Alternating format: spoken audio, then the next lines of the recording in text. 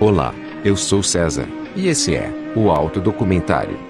Pronto, seu carro chegou. Veja o que a GM fez para você. O carro certo. É sensacional. E não é um carro só, são 4. Toda uma nova geração de automóveis. Chevrolet Opala, o carro certo, no tempo certo, no lugar certo. Seu carro.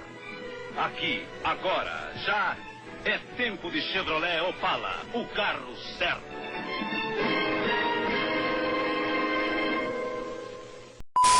Nada melhor que começar falando sobre um grande carro que fez um grande sucesso no mundo, o Chevrolet Opala.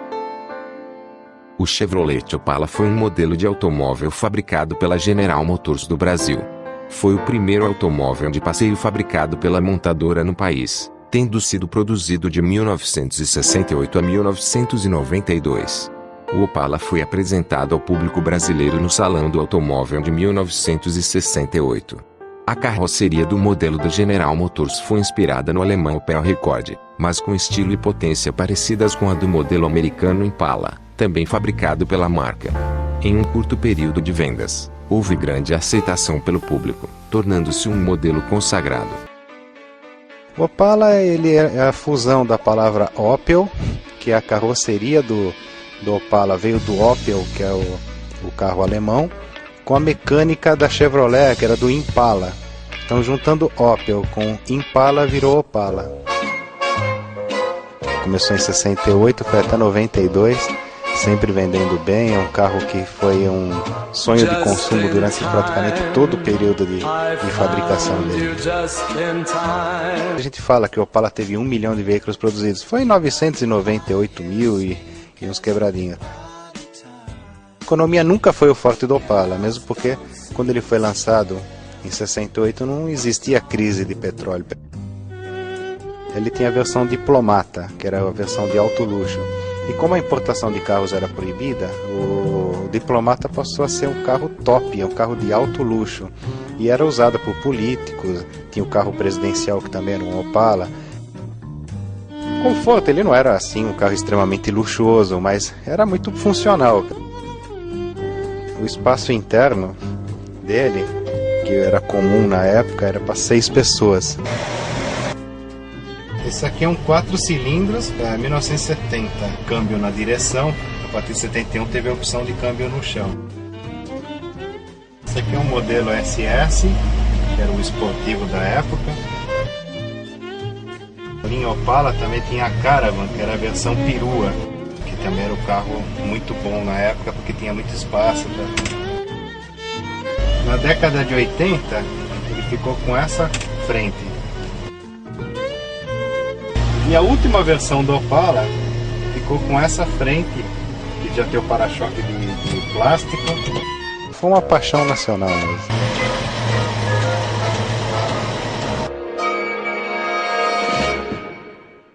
Fabricado até 1992, o Opala teve diversos usos, estando na garagem da população comum, além de se tornar viatura de polícia, ou ambulância na versão Station Wagon Caravan.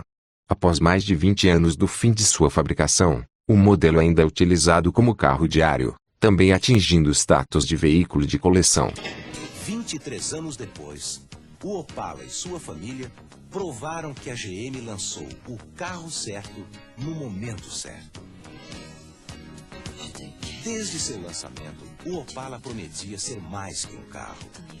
A GM estava colocando no mercado toda uma nova geração de automóveis. Para isso, a General Motors do Brasil trabalhou 2 anos e meio no projeto 676. O desafio era grande.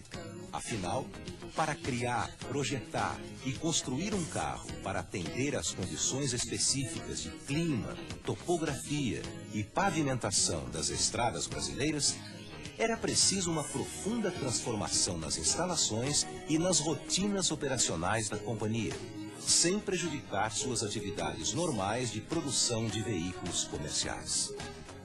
Assim, entre 1966 e 1968, foram criados mais de 3.000 empregos diretos, sem falar nas mais de 2.000 empresas nacionais que se tornaram fornecedoras da General Motors.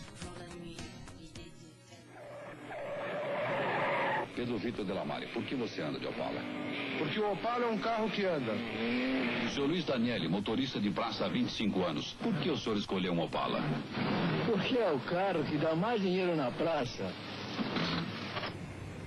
Arquiteto Raimundo Barros. Para os proprietários de Opala, os avanços técnicos não eram o único atrativo. Para esses consumidores, o luxo, a elegância e o charme do Opala representavam um apelo irresistível. Sofia Bork, você que é manequim, o que acha do Opala? Achei ele uma graça e tão charmoso. Sou Antônio Delfiol, locutor de TV. Também tive minhas razões e tenho Opala. Você terá suas próprias razões. A receita deu certo. Em 1974, 5 anos depois de lançado, o Opala alcançava a casa dos 300.000 automóveis produzidos. E os números foram crescendo ano a ano, à medida em que apareciam novos modelos, inovações técnicas, novas cores, novas linhas, novos opcionais. O modelo 1970 trazia caixa de câmbio de 4 velocidades. Em 1974, nascia a Caravan, descendente direta da linha Opala, que já em 1976 recebia o título de carro do ano em eleição promovida pela revista Auto Esporte. A raça e a esportividade deram o tom nos anos seguintes, sempre mantendo as marcas registradas da família Opala. Conforto, desempenho. A preocupação constante com a segurança teve como resultado o desenvolvimento permanente de equipamentos cada vez mais eficientes. 1980 trouxe a grande sensação, o lançamento do luxuoso Diplomato.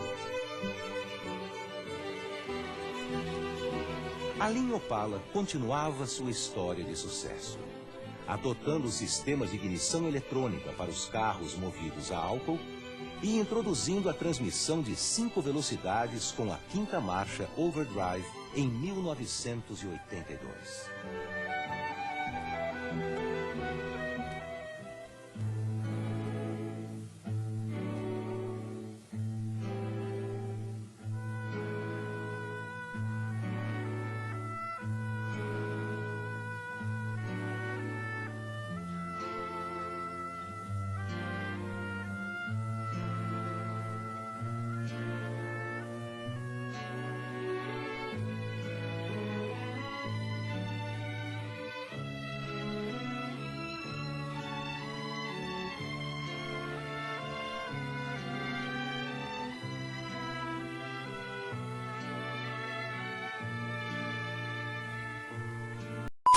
Eu me chamo Marcelo Dias e sou engenheiro mecânico, formado pela Escola Politécnica da Universidade de São Paulo.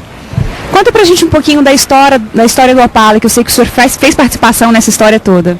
Bom, tudo começou, era uma vez, né, um país chamado Brasil, que resolveu crescer.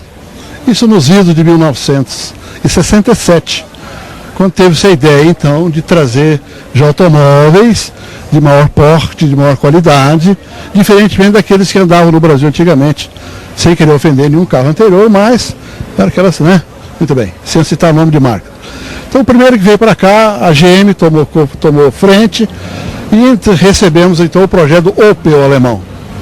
Nós vamos fazer no Brasil o Opel alemão.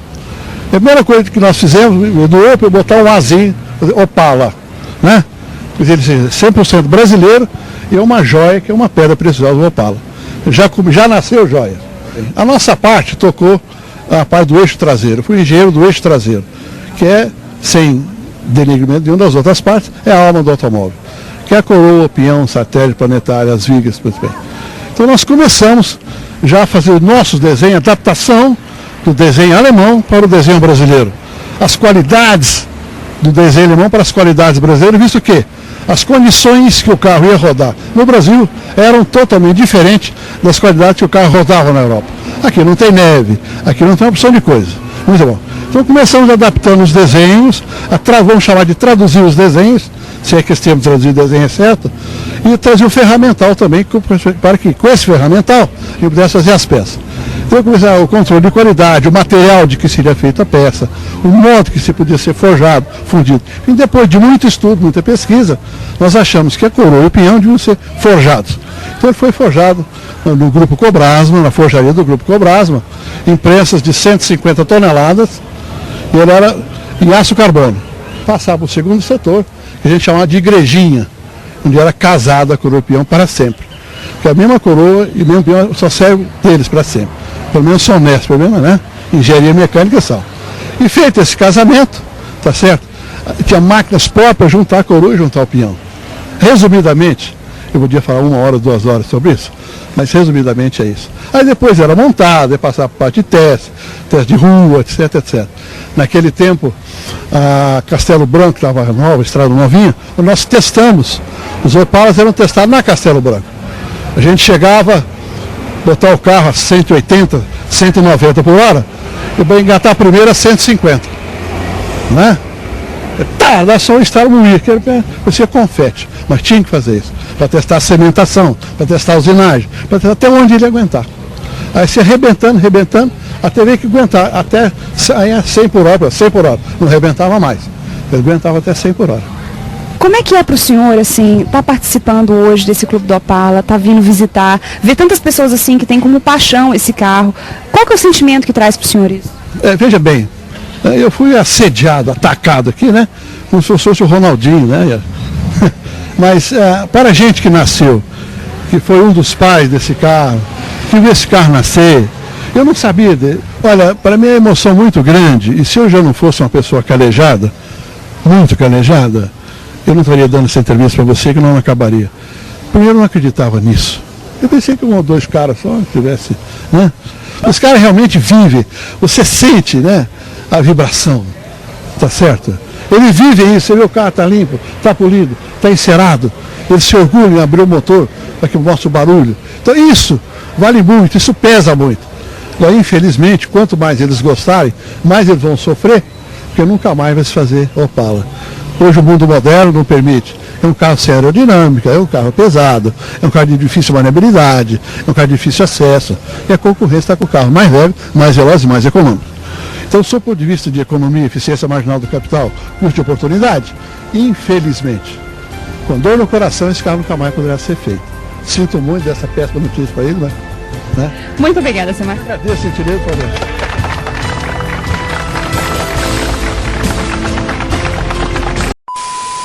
O Opala tornou-se sinônimo de um conceito que atendia às necessidades de um consumidor cada vez mais exigente.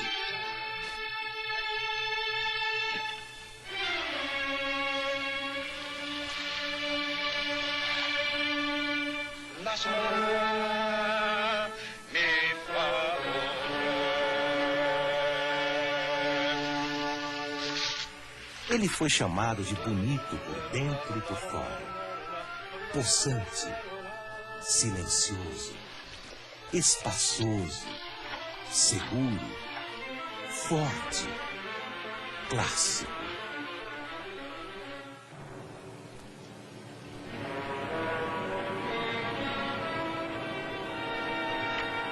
Você acaba de assistir o maestro Diogo Pacheco, mais uma vez dirigindo uma orquestra.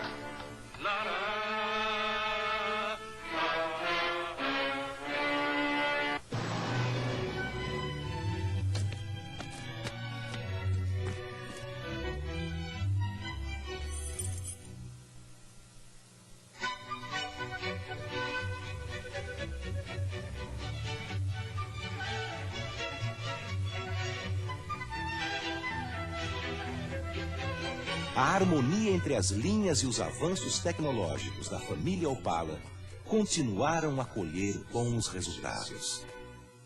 O lançamento da Caravan Diplomata em 85.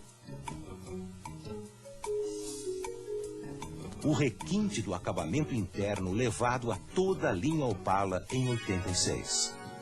No fim dos anos 80, surge a linha Opala de cara nova. 1992. Ainda há fôlego para inovações, como a transmissão manual de 5 velocidades overdrive para o motor de 6 cilindros.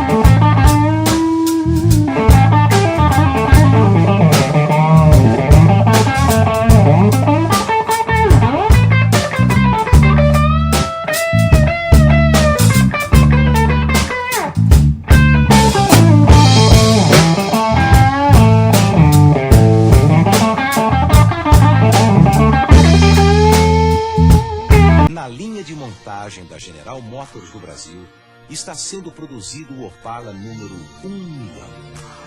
O carro que soube sintetizar o requinte que o consumidor brasileiro aprendeu a admirar e depois passou a exigir.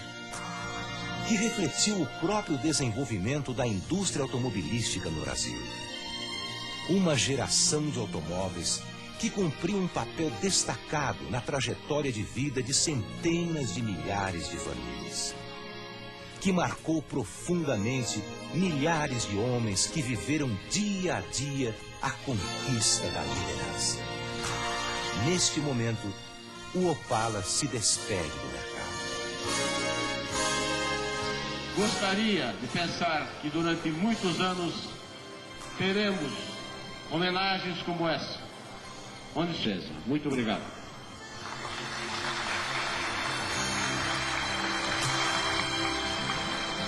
O Opala já cumpriu a sua missão entre nós.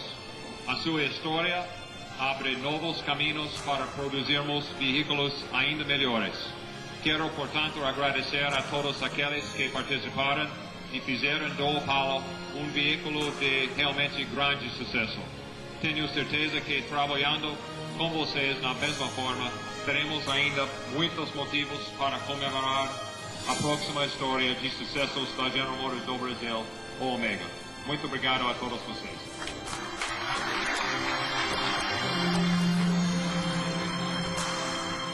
Missão cumprida, essa história de sucesso abre caminhos para que a General Motors do Brasil continue criando sempre produtos que aliem qualidade ao prazer de dirigir, a elegância ao design, a durabilidade à tecnologia de ponta. Afinal, os veículos Chevrolet são feitos para que os corações batam mais alto.